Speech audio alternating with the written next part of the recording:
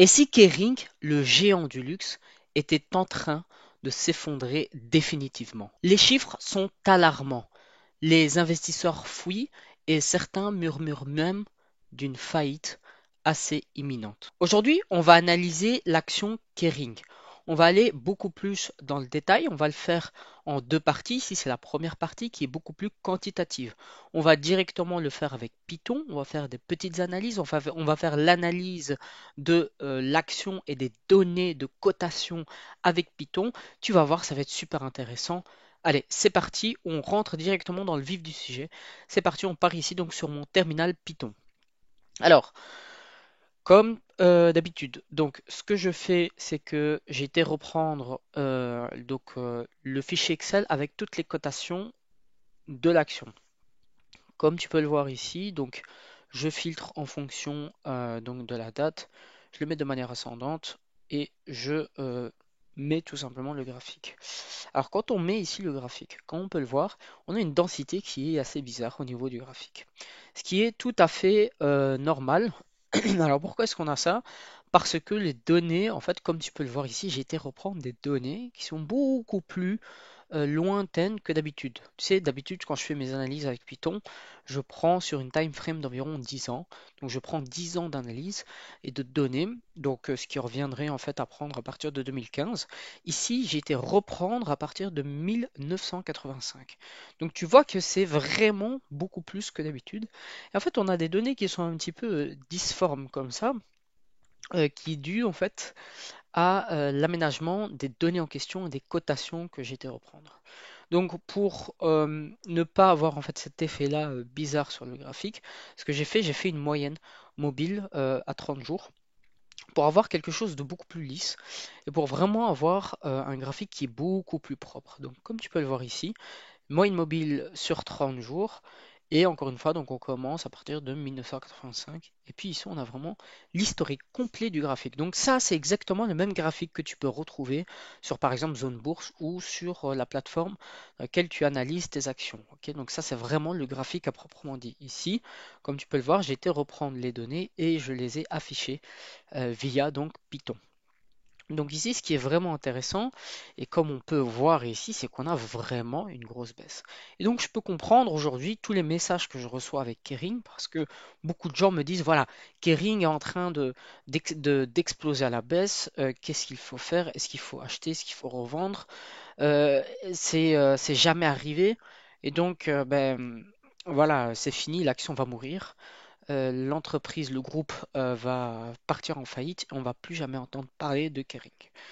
Bon, c'est la raison pour laquelle ici, je commence en fait par faire cette analyse. Et ici, c'est d'ailleurs la partie 1 où on parle vraiment uniquement des données quantitatives au niveau du graphique. Ok.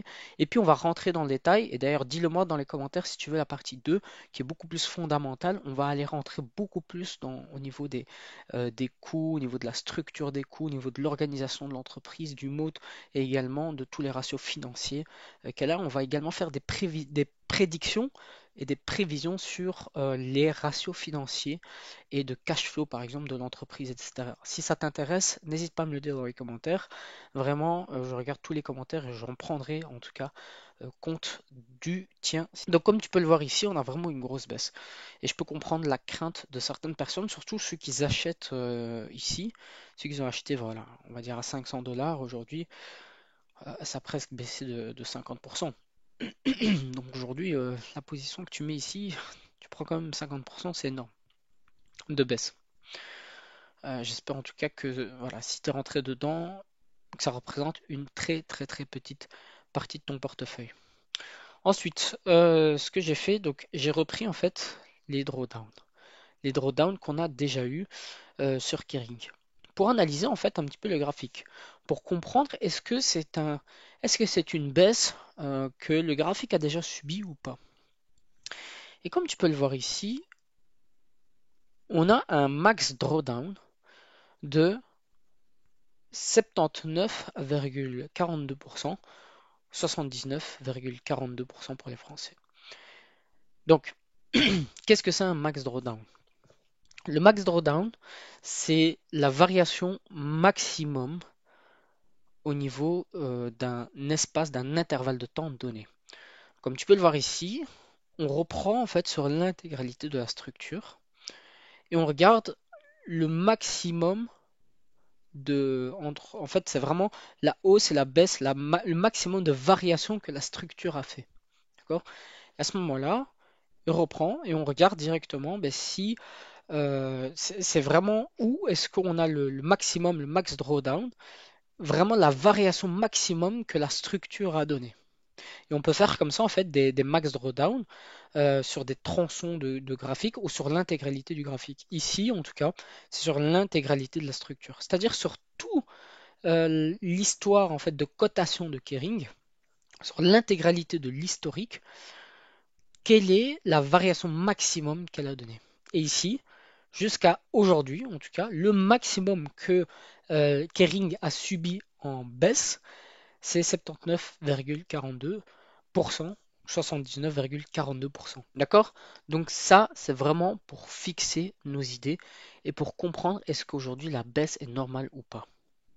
Comme tu peux le voir ici, c'était le maximum local de Kering, donc c'était en 2000, donc c'était le 25 janvier 2000, et le minimum ici, c'était en 2009, donc le 27 janvier 2009.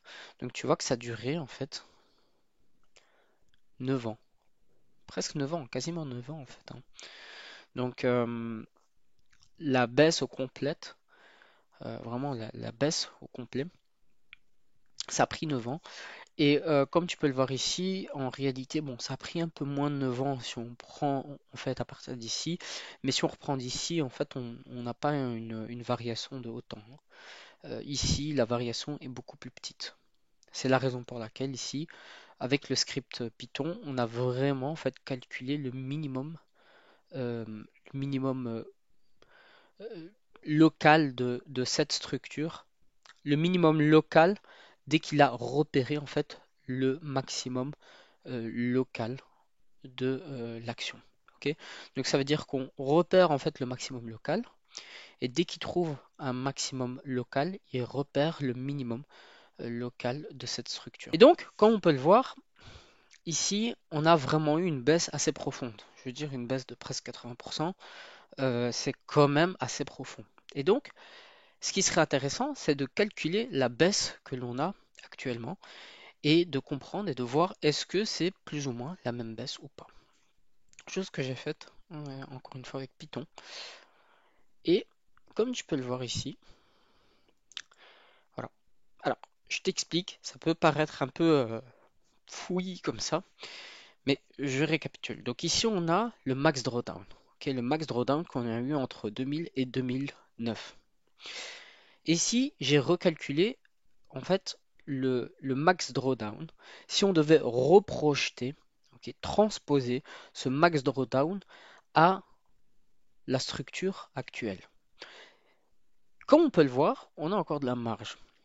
Le prix pour arriver à une correction de 79,42%, le prix ici doit baisser à 149,34 euros. Okay. Et ici, on est à 200 euros. Ça veut dire que, en réalité, la baisse ici que l'on a eue avec Kering, c'est pas une baisse qui est inconnue au bataillon. Elle a déjà donné ce genre de baisse dans le passé, hein. Et donc, en réalité, c'est pas comme si c'était une baisse que la structure n'avait jamais supporté. La structure a déjà supporté une baisse de plus de 80%, de 80%. Et donc ici, on voit que la baisse actuelle, ben, elle n'est pas encore de 80%.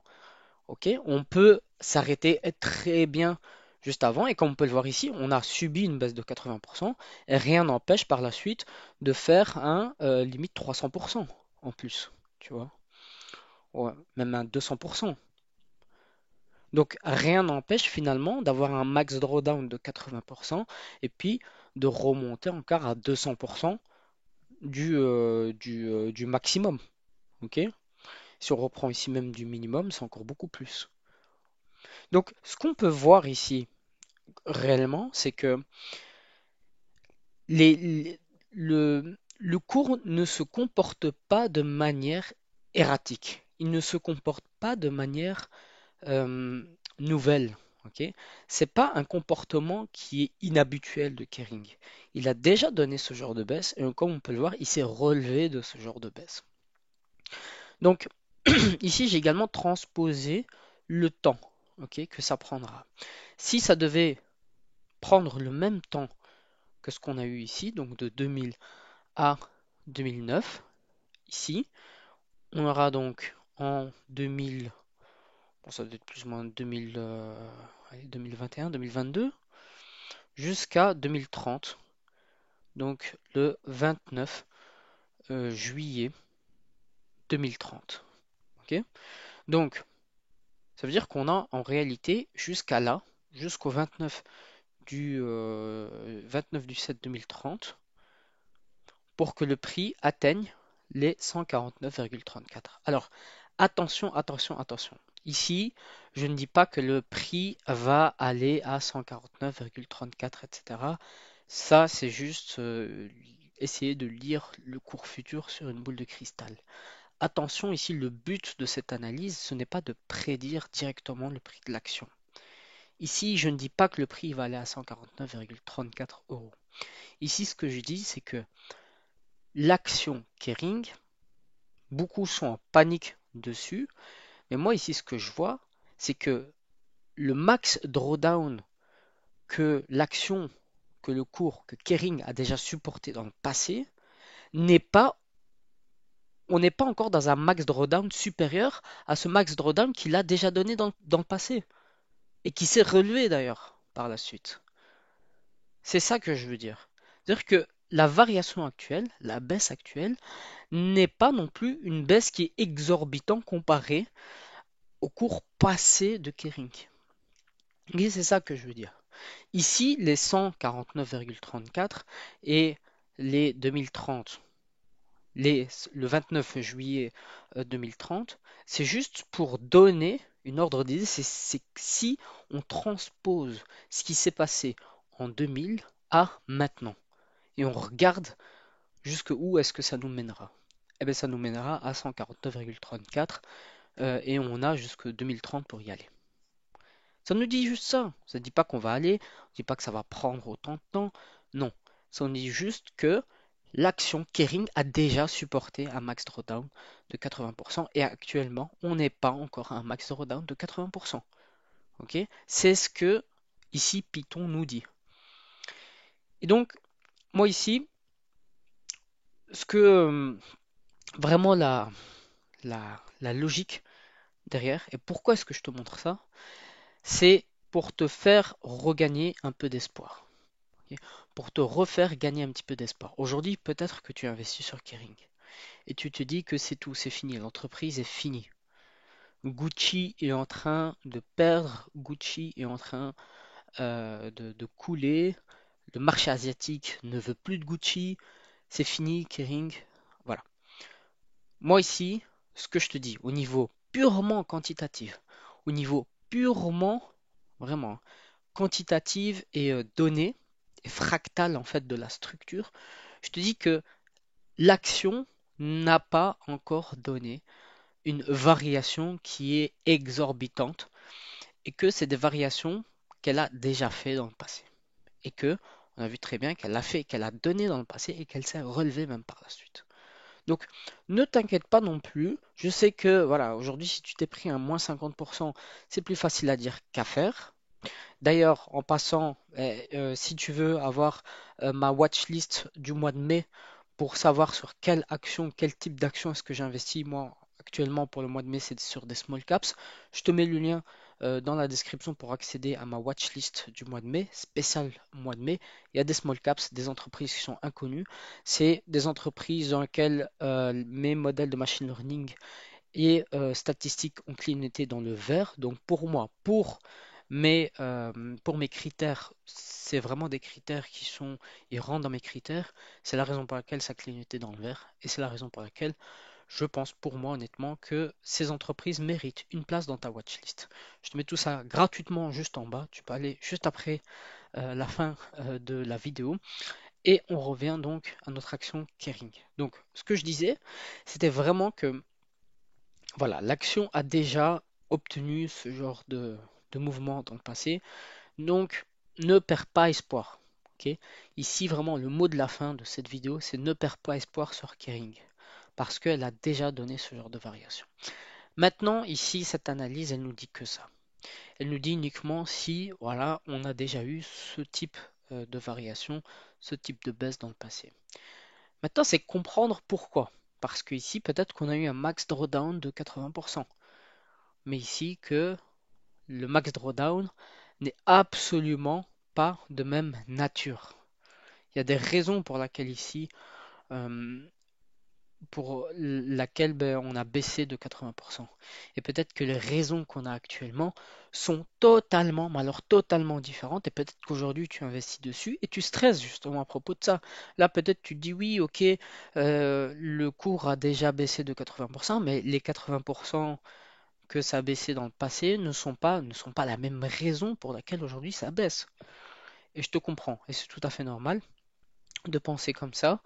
Je penserai également comme ça, et c'est la raison pour laquelle il faut se plonger beaucoup plus dans le fondamental cette fois-ci, et de comprendre vraiment ce qui se passe au niveau fondamental.